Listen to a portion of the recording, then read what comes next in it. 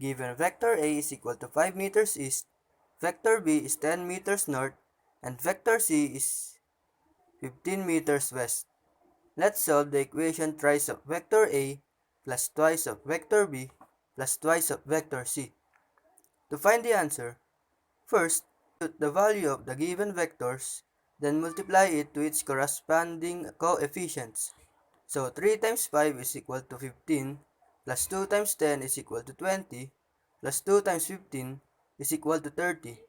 So, we arrive to the answer of 65 meters north of west. Now, we're going to talk about components of vector.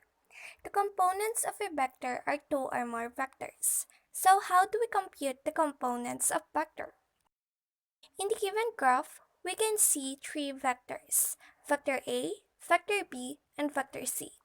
Let us first analyze vector A. It lies in the first quadrant.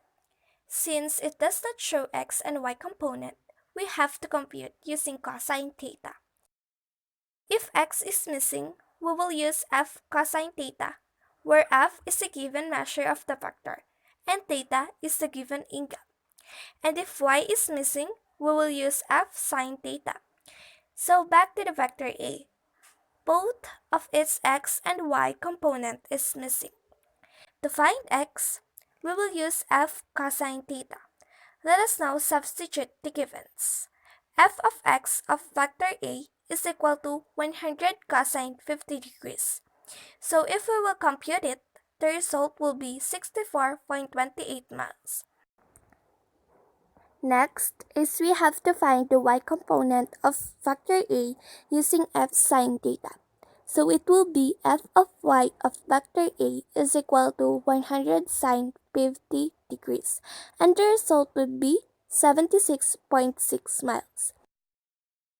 Since the remaining vectors does not show x and y components, we have to compute it using the procedures we did on vector A.